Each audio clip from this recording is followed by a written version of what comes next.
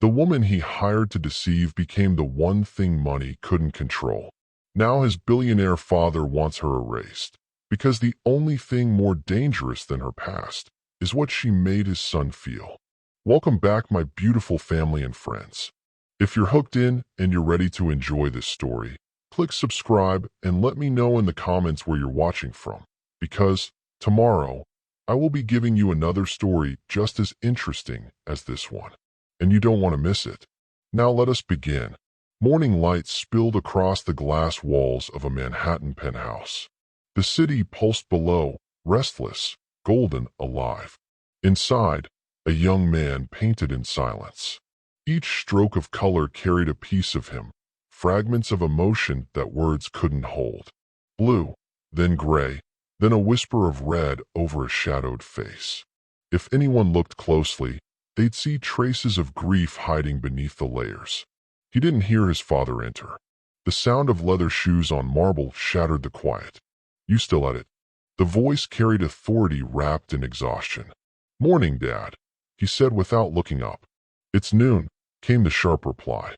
"You have to start showing up, Eli. For once." Showing up for what? His voice was calm, detached. Another event full of people who pretend to care? That attitude is exactly why you're a disappointment. The words hung in the air like smoke. Richard Latham, billionaire and businessman, turned away before the silence could answer for him. When he was gone, the young man set his brush down.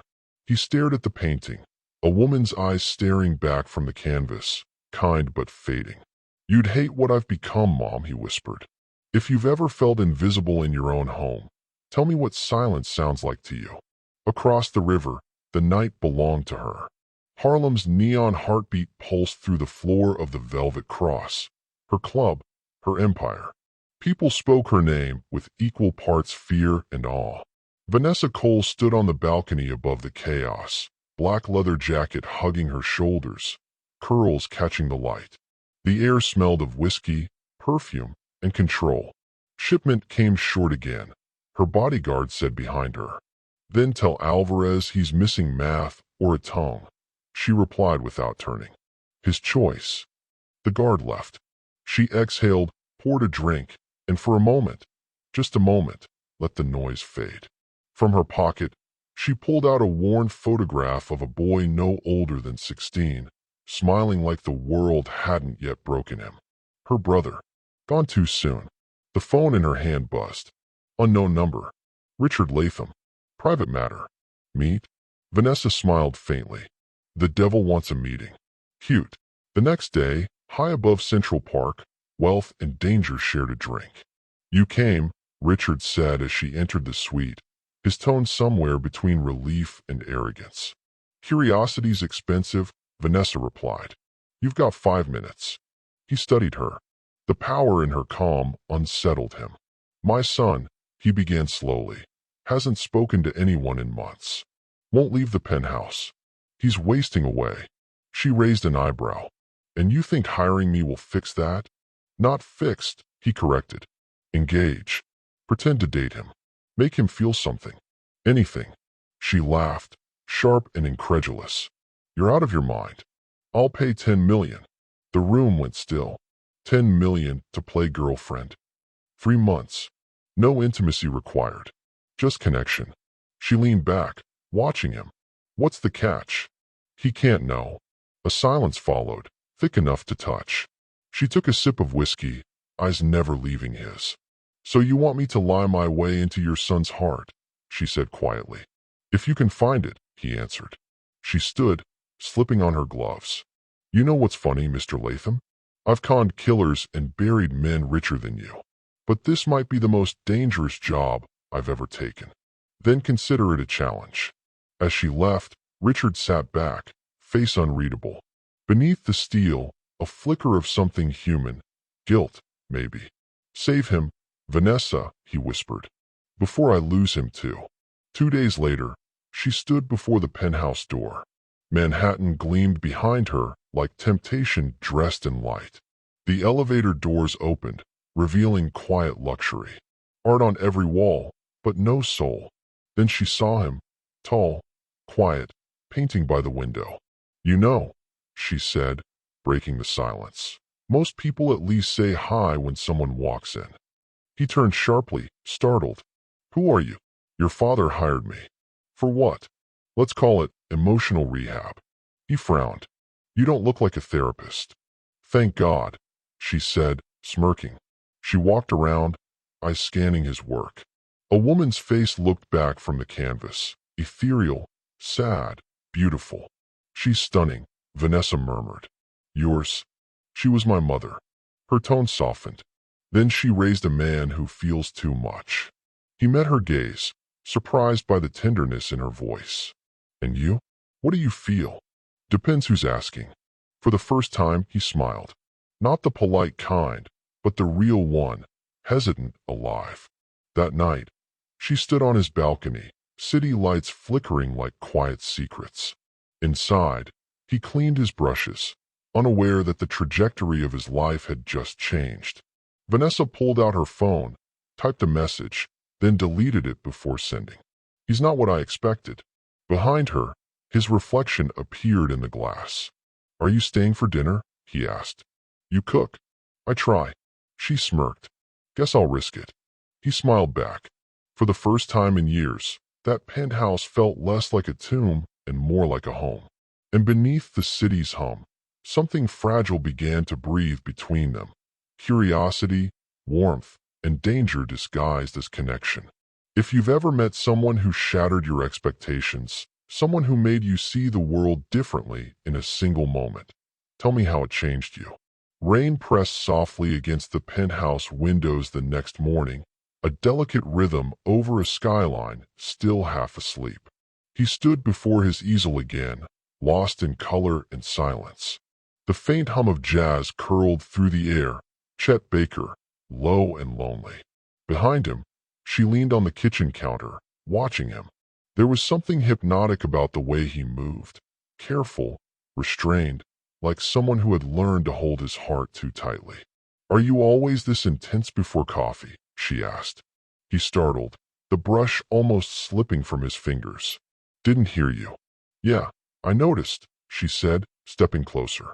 You paint like it's the end of the world. Maybe it is. A smirk touched her lips. That's one way to flirt. His ears flushed.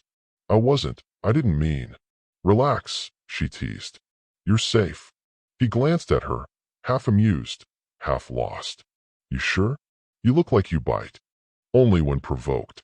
Their eyes met, and for a moment the air between them grew heavy. Then she turned away, pretending to check her phone. Your father's throwing some dinner this weekend, she said casually. You should go. I told him no. Then tell him yes. Why? Because people don't talk to statues. He hesitated, jaw tightening. You think pretending to care will fix me? No, she said quietly.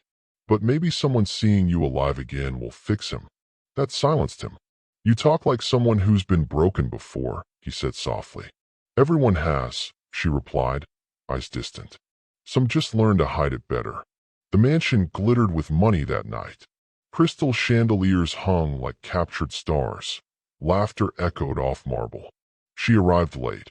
Emerald dress, sharp heels, eyes that could kill or kiss depending on her mood. Every head turned. You clean up well, Richard murmured when she walked past him. So do checks, she said without slowing down. She found the son alone near the balcony, fingers tapping nervously against his glass. You're hiding, she said. I call it surviving. Want company? Do I get a choice? Not really. They stepped outside. The city below shimmered, endless and uncaring. You don't belong here, he said. Neither do you. He turned toward her, half a smile touching his mouth. Then where do you belong? Wherever I decide to stay the night. It wasn't flirtation, it was confession. For a long moment, they just stood there, two strangers pretending not to feel the same kind of loneliness. If you've ever met someone who saw through your walls, the version of you no one else gets to see, drop a yes in the comments. Later, when the music softened and the guests thinned, he found her by the piano. She wasn't playing, just touching the keys as if remembering what it once felt like to believe in something gentle. You play, he asked. Used to, she said. My mother taught me before the world taught me not to dream. He nodded. You sound like someone who's lost everything. And you, she said, looking up at him, paint like someone still trying to find it. He sat beside her, pressing one hesitant key. A single note, trembling. You start. I don't remember how. Then we'll make it up. They did. It was messy, offbeat, clumsy, and it made her laugh. Really laugh. We're terrible, she said, laughing so hard tears touched her eyes. Yeah, he said, smiling. But at least we're terrible together. The laughter faded. The air thickened. She felt something stir inside her, something dangerous. Careful, she murmured. I might actually start liking you. Maybe that's the point. After midnight, they walked outside. Rain had started again, soft and silver, coating the streetlights. You're quieter than I expected, she said. You're louder than anyone I've ever met. Opposites attract, huh? Or collide? He hesitated, looking up at the sky. Do you ever feel like you're living someone else's life? Every damn day, she said, voice raw. They stopped at her car. She looked at him, really looked. You're not like him, you know. Everyone says that before they leave. Maybe I'm not everyone. That made him smile. A small, fragile smile that hit her harder than it should have. Good night, he said. Good night, trouble. She drove off, heart pounding harder than when she'd faced men with guns. Back home, she poured whiskey and sat by the window. Her phone blinked with a new message. Progress? She typed, he's talking, smiling, maybe for the first time in a long while. Then deleted it and sent. It's working. But the ache in her chest wouldn't leave. Don't do this, girl, she whispered to herself. Don't catch feelings for a mark. Outside, thunder rolled like a warning she didn't want to hear. He couldn't sleep either. He painted. Again. Her eyes, her smirk, the way she leaned over the piano keys. She was everywhere in color and line. By dawn, her face looked back at him from the canvas. Not perfect, not posed, alive. He stared at it for a long time, whispering her name like a secret. Vanessa. When she walked in that morning, he didn't say a word, just stepped aside and pointed to the painting. She froze. Her voice caught. You painted me. He nodded. Couldn't help it. Why? Because every time I close my eyes, you're there. She blinked hard, pretending to shrug it off. You shouldn't do that. Why not? Because people like me don't belong on walls. We fade. Then I'll keep repainting you. Her breath hitched. The mask cracked. Your trouble, she whispered. You started it. That night, they didn't talk about it again. But something had changed. Invisible, irreversible. The job was supposed to be manipulation. Now it was a heartbeat. And somewhere, deep down, she already knew. She'd stopped being in control the moment he looked at her like she was worth saving. The air between them changed after the painting. It wasn't silence anymore. It was awareness. Every glance carried weight. Every touch of the eyes felt like confession. So they avoided each other. He painted less. She stayed out late. And the penthouse, once quiet but comfortable, filled again with that uneasy hum of distance. One evening, she came home hours past midnight. Her leather jacket smelled of smoke and city rain. He was still awake, sketchbook open, a forgotten cup of coffee cold beside him. You're home late, he said without looking up. Business, she replied. He raised an eyebrow. You always come back from business looking like you've been fighting ghosts. Maybe I was. Did you win? Does anyone? He finally looked at her. His eyes were tired, but there was something else. Jealousy, maybe. Something raw and unspoken. You could have called, he said softly. She hesitated. Didn't think you'd care. Maybe I do. She blinked, caught off guard. Careful, artist. That sounds dangerously close to feeling. Maybe I'm tired of pretending not to. The words landed heavier than either of them wanted. She turned away, jaw tightening. Don't. You don't know me. Then tell me, he said. Tell me who you are. She almost laughed. You wouldn't believe me if I did. Try me. She met his eyes. For a second, she wanted to tell him everything. The deal, the lie, the blood on her hands. but the words caught in her throat. "Not tonight," she said finally, and walked away. Over the next week, the tension only grew. They still shared space, breakfasts in silence, afternoons with half-finished conversations, evenings of glances that said everything words couldn't. She found excuses to disappear. He found excuses to paint her again.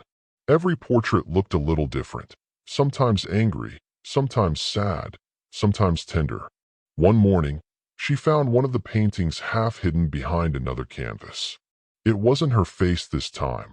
It was her hand, holding a gun, but her eyes in the background were crying. She stared at it for a long time before whispering, "You see too much." One night, she returned to the club for the first time in weeks. The velvet cross felt colder now, louder, emptier. Her people noticed. "Boss," her right-hand man said, "you've been off." "You good?" "I'm fine." "You sure?" "Word is, you've been seen uptown. Fancy buildings, fancy people." Her expression hardened. "You watching me?" "Protecting you," he said carefully.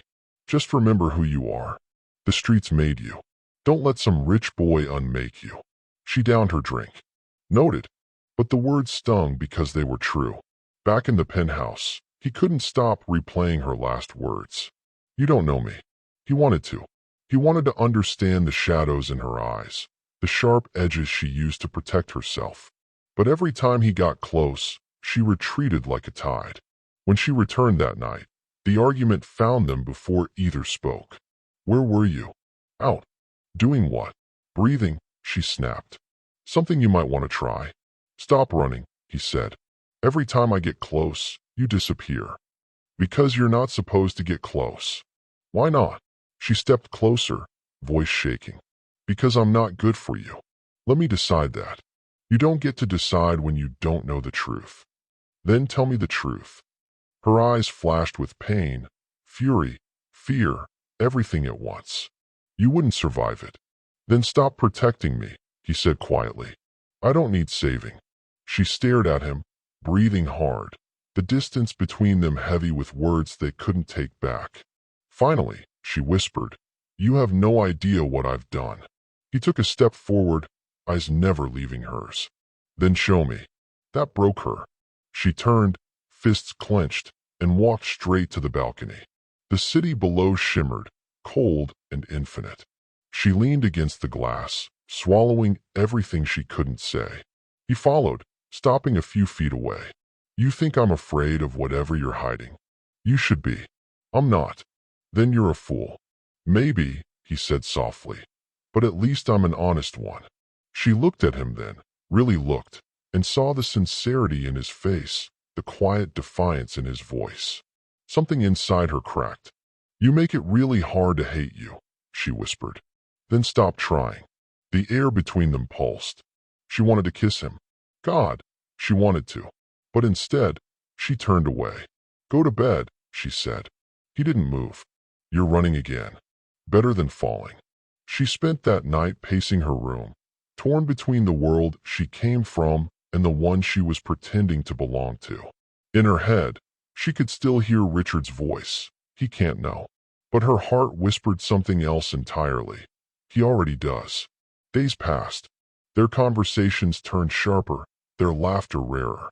Yet beneath it all, the pull only deepened. Every time she caught him looking at her, she felt both safe and exposed. Every time she caught herself smiling, she hated it a little. He noticed the bruises she tried to hide. She noticed the sadness he couldn't. They were both pretending to be fine. Neither was. Late one night, after hours of silence, he spoke. "When you're gone," he said, "the whole place feels dead again." She didn't answer. "You make it loud in a good way," he continued, almost to himself. "Like maybe being alive isn't supposed to be quiet." She stared at him, heart aching. "Don't say things like that." "Why not?" "Because it makes staying harder." He stepped closer. "Then don't leave."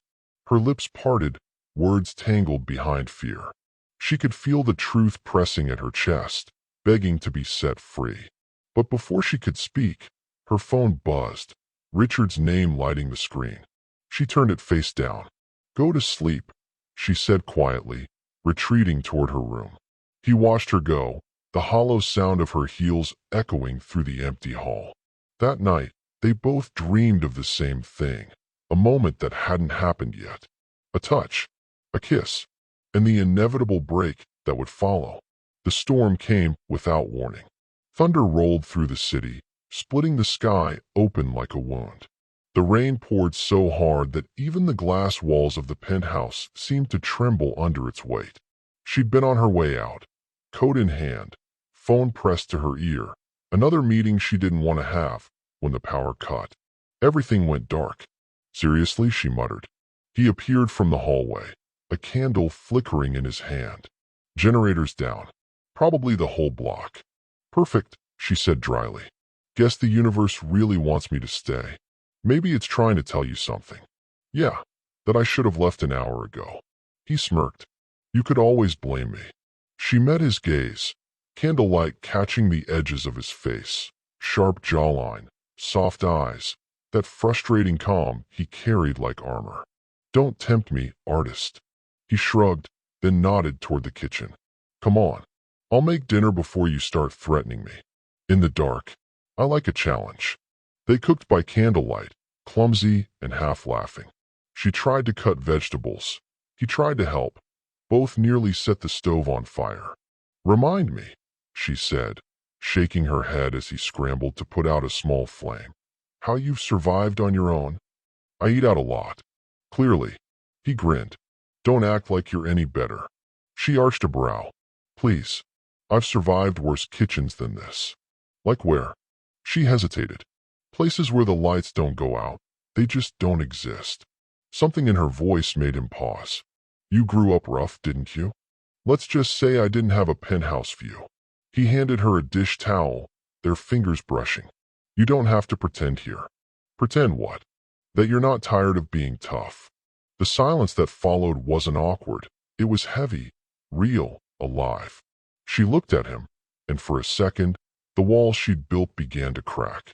When the food finally hit the table, burnt edges and all, they sat across from each other in the dim glow of a dozen candles. Not bad, she said after the first bite. He smiled. I'm shocked. You should be. I don't compliment often. I noticed. A beat passed. You like control, he said suddenly. She raised an eyebrow. And you don't. I like meaning, he said. You like survival. She set her fork down, studying him. You analyze everyone like this? Only the ones who matter. That caught her off guard. Don't do that. What? Make me matter. Too late, he said softly. The rain outside thickened, drowning the city's hum. She looked down at her plate, heart racing faster than she'd admit. You don't know what you're doing, she whispered. I know exactly what I'm doing. No, she said, shaking her head. You think this is real, but it's not. It can't be. Why not? Because I can't afford it. Her voice cracked on the last word. She stood abruptly, walking to the window. Lightning flashed across her reflection, strong, fierce, fragile. He followed, careful but unrelenting. You keep pushing me away like it's going to save you. Maybe it will.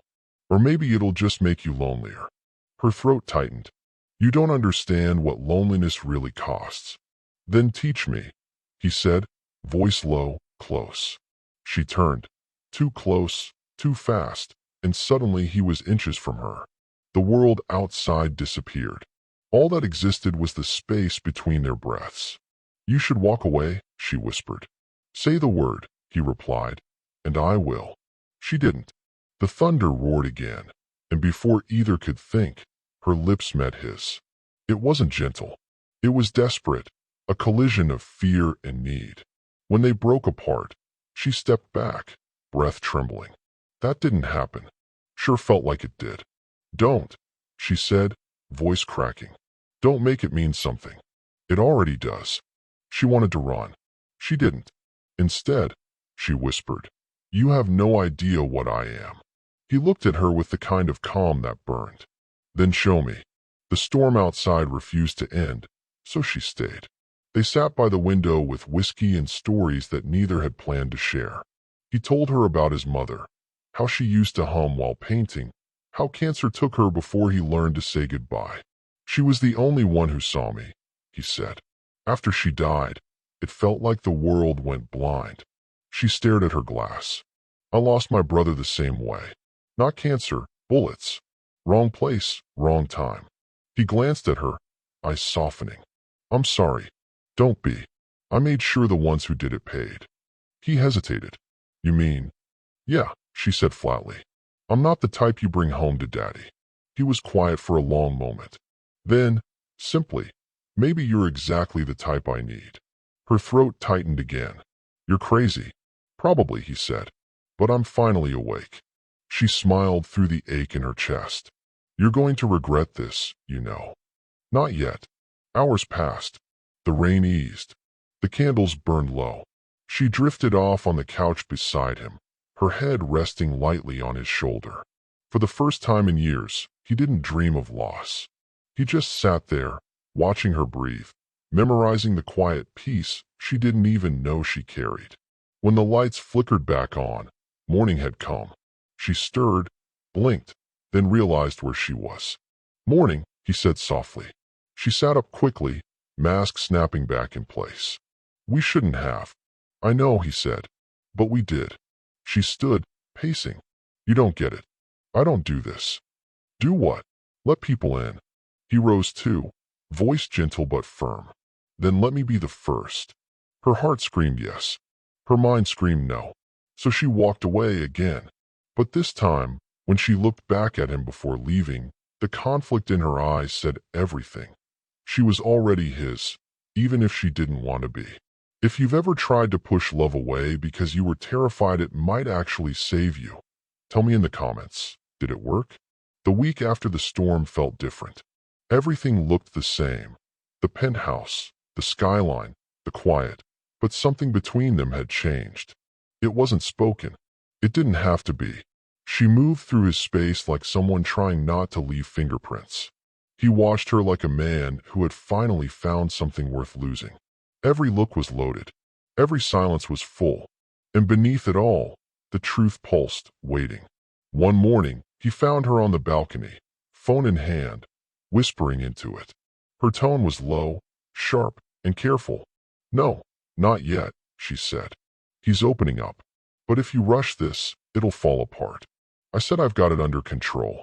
She froze when she turned and saw him standing there. Who was that? He asked. No one, she said too quickly. He frowned. Sounded like someone. Just business. He studied her face, the way her eyes flickered when she lied. You don't have to keep pretending with me. Her heart thudded. You don't know what you're asking. Then tell me. Eli, don't. Vanessa, he interrupted, voice trembling. You told me to stop pretending. I did. Now it's your turn. The silence was brutal. The wind whipped her hair across her face as she finally said, You really want to know? Yes. She took a breath, so deep it sounded like it hurt. Your father hired me. The world went still. He blinked, confused. What? 3 months. To get close. To wake you up. His face went pale. You're joking. I wish I was. He took a step back, shaking his head. No. No. This was real.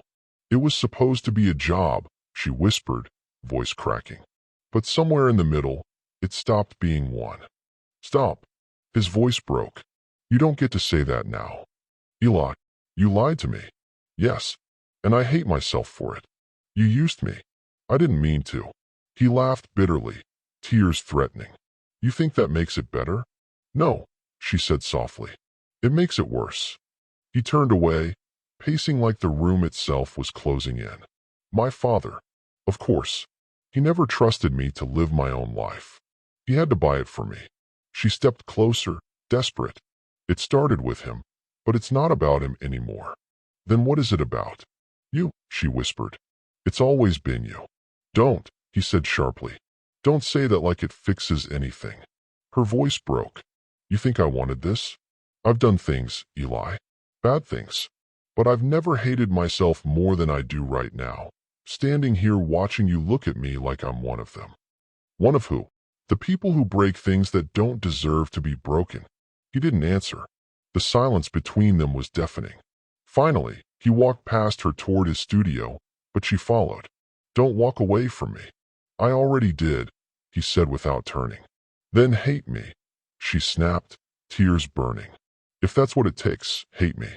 But don't pretend what we had was fake." He stopped. The weight of her words hit him, slow and deep. He turned, eyes glassy but fierce. Was any of it real? Her answer came like a confession. Every damn second. He looked at her, torn between fury and heartbreak. "Then you're worse than a liar. You made me believe."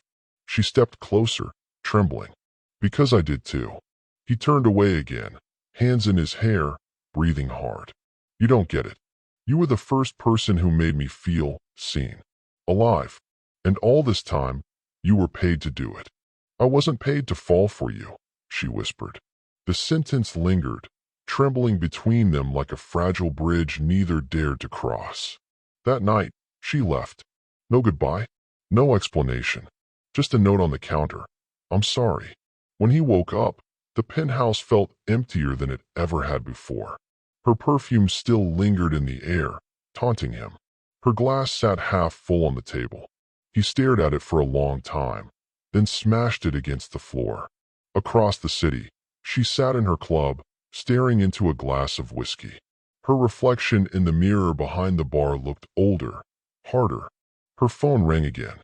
"Richard." She didn't answer. When it rang a second time, she picked up.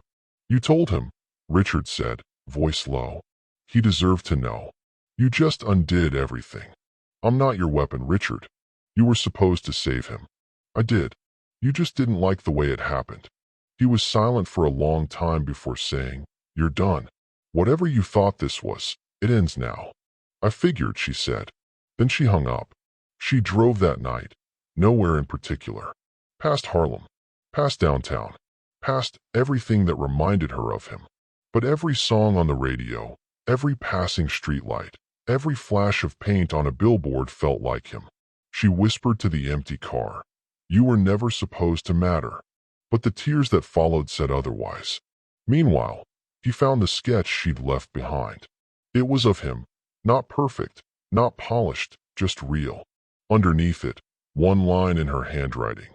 "You made me remember what it felt like to be human." He sat on the floor, sketch pressed to his chest, eyes wet. Time moved differently after she left. Days blurred into each other, long, colorless stretches of silence. He stopped painting. The studio gathered dust. The city outside his windows kept living, but he didn't. Everywhere he looked, she was there, in the empty wine glass, in the faint trace of her perfume, in the echo of her laughter that refused to fade. He tried to hate her, but every time he said her name, it sounded like prayer. Weeks passed before fate decided to intervene. It came as an accident, a charity gala his father forced him to attend. The kind of event where everyone smiled too wide and spoke too softly. He lasted 15 minutes before he escaped to the back terrace. That's when he saw her. She was standing alone, black dress, hair pinned high, the city lights painting her skin in gold. He froze. She turned, just as startled. Neither spoke at first. He finally said, voice low, "Didn't expect to see you here."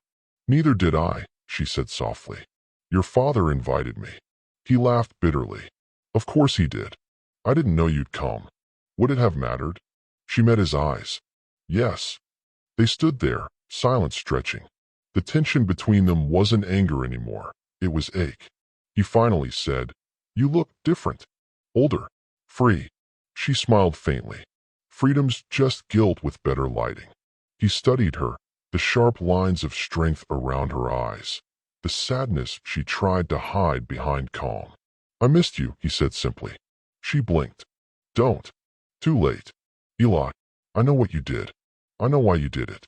And I still—" He stopped himself, voice shaking. "I still can't stop caring." Her breath hitched. "You should." "Maybe," he said. "But I won't." The rain started again, soft, barely there, as if the sky was trying to eavesdrop. "Why did you tell me the truth?" he asked. "Because you deserved something real," she said. "Even if it ruined us." He took a step closer. It didn't ruin us. It just stripped us down to the truth. You're too forgiving, she whispered. You're too scared. She looked away, blinking hard. You don't understand. I've hurt people. I've done things that don't wash off. Then stop trying to wash them off, he said gently. Let them fade. Let me see what's underneath. She stared at him. Why do you keep fighting for me? Because I think you've spent your whole life waiting for someone to. Her defenses broke. She exhaled shakily, the sound half sob, half laugh. You really are something, you know that. I've been told. By who? You, he said, smiling. The night the lights went out. That made her laugh for real. Quiet, fragile, but real. Later, they found themselves sitting on the terrace steps, shoes off, rain touching their skin. It wasn't cold, it was cleansing. Tell me something true, he said. She thought for a moment. When I was 16, I wanted to be a poet. He smiled. What stopped you? The world. He looked at her, eyes warm. The world doesn't get to stop you anymore. Your turn, she said. He took a breath. When my mom died, I stopped believing in love. Until me. Until you. Her voice softened. You shouldn't put that on me. Why not? Because I'll break it. Then I'll fix it. You can't fix me, Eli. He reached over, brushing rain from her cheek. I'm not trying to fix you. I just want to see you. Something inside her gave way then. Slow, quiet, inevitable. They spent the night talking until the rain stopped. Stories spilled like secrets. The kind you only tell when you know the other person might never use them against you. She told him about the first time she held a gun. The fear, the power, the silence afterward. He told her about the night his father found him painting in the dark and told him to stop wasting talent on sadness. By sunrise, the anger had dissolved. What remained was something tender, uncertain, human. When they finally stood to leave, she said softly, I don't know what this is anymore. It's not a deal, he said. It's not a lie. It's just us. She met his gaze. And if it falls apart again, then we build it again, and again, until it doesn't. Her lips curved, not quite a smile, but close. You're going to be the death of me. He brushed a strand of hair from her face. Maybe just the rebirth. She didn't stay the night. But when she left, she turned back at the door and whispered, You're the only good thing I ever did by accident. And for the first time since she'd met him, the look in her eyes wasn't guarded. It was peace. If you've ever tried to forgive someone who broke your heart, but you still saw their soul behind the hurt, tell me, did forgiveness heal you or haunt you? It started with a headline. Billionaire's son and alleged crime figure linked in scandal. The photo beneath it showed them, standing close, the rain-soaked night of the gala behind them. His hand on her shoulder. Her eyes soft. By noon, it was everywhere. By evening, his father called. Do you have any idea what you've done? Richard's voice thundered through the phone. Eli closed his eyes. I didn't leak it. That's not the point. The board is calling for a review. Investors are pulling out. Do you understand what associating with her means? Her name is Vanessa. Richard's voice dropped to a dangerous whisper. Her name doesn't matter. She's a criminal. She's not. She was. And if you don't end this, you'll destroy everything I've built. Eli laughed bitterly. You mean everything you built? Not me. Don't be naive, son. You think love changes people? It doesn't. It exposes them. Then maybe you should try it sometime. Eli snapped, hanging up. When he found her, she already knew. She was sitting in her club's back room, lights dim, her phone buzzing nonstop with messages from her crew. He entered quietly. You saw it, he asked. Everyone did. I don't care. You should. She tossed a stack of papers across the table, printed headlines, screenshots, hate messages. They're calling me a con artist. A setup. A scandal wrapped in skin. He looked at her, defiant. Then let them. You don't get it, she said sharply. You have a last name that protects you. I have history that doesn't. He took a step closer. Then we face it together. Her voice rose. You can't fix this, Eli. He froze. I'm not trying to fix it. I'm trying to stand beside you. Then move, she whispered, tears brimming. Because the closer you get, the more you'll lose. He shook his head. You're pushing me away again. I'm saving you. Stop pretending you're the villain in a movie. Stop pretending love makes us bulletproof. She turned, pacing, hands trembling. You think your father won't destroy me? He's already started. My accounts are frozen. My business license is revoked. I'm being watched. What? He's pulling every string he can. He's making sure I disappear. Rage burned through him. Then we'll go public. We'll tell them the truth. And say what? She snapped. That your father paid me to seduce you? That I fell in love with you by accident? That's not a love story, Eli. That's a scandal with better lighting. He flinched, hurt. Vanessa. She turned away, voice breaking. You deserve a clean life. I'll only stain it. I don't want clean, he said. I want you. Her shoulders shook. You don't know what you're saying. I do. I love you. She went still. Then slowly, she said, don't say that now. Why not? Because love doesn't fix survival. It complicates it. The next day, everything fell apart. The police raided her club, warrants, arrests, cameras. A spectacle. She was taken in for questioning.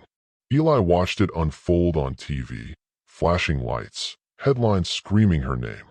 His father's company issued a statement hours later, carefully worded. We regret the involvement of our family member with an individual currently under investigation. He drove to the precinct anyway. They wouldn't let him see her. She sat in the interrogation room, quiet, face expressionless. A detective slid a folder toward her. Interesting file, Miss King, he said. Looks like someone up top really wanted you gone. She didn't answer. Want to tell us why the billionaire's son is defending you? Because he's stupid, she said softly. And I let him be. That night, she was released. No charges, just humiliation. Eli was waiting outside. She stopped when she saw him, soaked from the rain again. You shouldn't be here, she said. I'm not leaving without you. She hesitated, eyes dark with exhaustion. There's nothing left of me to take. He stepped forward, cupping her face. Then I'll take what's left and help you rebuild the rest. She closed her eyes, trembling. You're going to regret me. I already regret every second I spent without you. They kissed, not softly, not neatly, but desperately. Rain falling hard, sirens echoing. It wasn't a fairy tale kiss. It was survival. But love, when it comes from ruin, always feels like defiance. Then came the final blow. The next morning, she found a letter on her doorstep. Her own crew had turned on her. A bounty, a betrayal. Her world was no longer safe, and neither was his. She drove to his penthouse, shaking. You have to go, she said as soon as he opened the door. What? They know where you live. You're not safe. Then neither are you. I can handle myself. You can't. Then teach me. This isn't a game, she screamed, tears falling. They'll kill you to get to me. He stepped closer, voice low. Then let them come. She slapped him hard. He didn't react. Don't you dare die for me, she whispered. Don't make me lose the only good thing I ever had. He touched his cheek, pain flashing through his eyes, but his voice stayed steady. You can't save me by leaving. She looked at him for a long moment, every emotion colliding. Then she said quietly, watch me. And she walked away into the rain, not looking back. If you've ever had to walk away from someone you loved just to protect them, drop a broken heart in the comments. Because sometimes, love isn't lost, it's hidden in sacrifice. The city didn't slow down when she left. It never does. But he did. For days, Eli stayed in his penthouse with the curtains drawn. The world outside was noise. Inside was just the echo of her last words. Don't make me lose the only good thing I ever had. He thought love was supposed to feel alive. Now it just felt like breathing underwater. His father tried calling again. He didn't answer. The world spun on without him. Articles, scandals, interviews. But none of it mattered anymore. He spent his nights staring at the sketch she'd left him. The one with the words, "You made me remember what it felt like to be human." Every time he looked at it, he whispered, "Then why did you forget me?" Across the city, Vanessa sat in an empty motel room, staring at the gun on the dresser. It wasn't for anyone, not yet. It was just there, like a shadow she couldn't shake. Her crew was gone. Her reputation was gone. The only thing she had left was the memory of a man who loved her like she was something worth saving. She tried to kill the part of her that still wanted to believe in that. It didn't die. Days turned into a week. The distance between them became its own kind of silence. Heavy, constant, unforgiving. Then one night, a knock at the motel door. She froze, hand on the gun, whispering, "Who is it?" No answer. Just a folded note slid under the door. She waited a long time before picking it up. It said, "You once told me love complicates survival. Maybe survival is pointless without love." Her heart stopped. She knew that handwriting. The next morning, she found him at the old pier, the one they once talked about running away to. He was there, sitting on the railing, sketchbook in hand, hair messy, eyes tired. He didn't turn when he said, "I thought you'd come." "I almost didn't." "Then why did you?" "Because I couldn't stop thinking about you." He looked up at her, really looked, like he'd been starving for the sight. "You left," he said quietly. "I had to." "You always say that." "Because it's true." He shook his head. "It's fear. You're terrified of being loved without an agenda. That's not fair." "It's honest." She clenched her jaw. "You think this is easy for me? You think I don't wake up every day wondering what I destroyed?" "Then stop destroying it," he said softly. She turned to the water. The wind tugged at her coat. "They're coming for me, Eli. My old crew. Your father's people. It's all closing in. If I stay, you'll be collateral. Then we face it. You're not built for this life. Then build me into it. You'll hate me. I already love you too much to care." She laughed once, shaking her head. "You don't even know what love costs." "Maybe not. But I know what losing it feels like." He stepped closer. "Tell me what you want, Vanessa. Not what's smart. Not what's safe. What you want." Her lips trembled. "I want to stop running." "Then stop." She closed her eyes. "And if it kills us? Then at least we'll die honest." She stared at him for a long moment, like she was memorizing him. Then she took his hand. "You're insane." He smiled faintly. "You said that the first time we met. I was right then too. But you stayed." She sighed, half laughing, half crying. "Yeah, I did." They didn't kiss. Not yet. The moment didn't need it. It was deeper, a quiet surrender to what had already chosen them. Later that night, she stood on her motel balcony, phone in hand. She called a number she swore she'd deleted. When a voice answered, she said, "It's me. Call off the hunt." The voice on the other end laughed. "You don't get to make demands anymore." "I'm not asking. I'm telling you. This ends. Tonight." "You going soft, Queen?" "No," she said, eyes hard. "Just finally choosing something worth losing everything for." Back at his penthouse, Eli received a single text. "Pack light. Meet me where the city ends." He smiled through tears. For the first time, he didn't ask what it meant. He just went. If you've ever stood at the edge of love and fear and still stepped forward, tell me, what did you choose? Pride or peace? The air outside the city smelled different, like rain and dirt and beginnings. He stood by the old train station at the city's edge, duffel bag over his shoulder, the lights of Manhattan flickering behind him like distant memories. When she arrived, it wasn't dramatic. No gunshots, no chase. Just the quiet hum of tires on wet gravel. She stepped out of her car, trench coat blowing in the wind, eyes tired but clear. "You came," she said. He smiled softly. "You asked." She studied him, like she was trying to memorize him before the world found them again. "Are you sure about this?" she asked. "No," he said honestly. "But I'm sure about you." They boarded the midnight train, two strangers in plain clothes, no titles, no history, just breath and warmth and a silence that finally felt peaceful. As the train moved, the city grew smaller. The chaos, the scandal, his father's shadow, all of it shrinking behind them. For a long time, neither spoke. The rhythm of the tracks filled the space between them. Finally, she said, You're giving up everything. He looked at her. Maybe everything wasn't worth keeping. You don't mean that. I mean every word.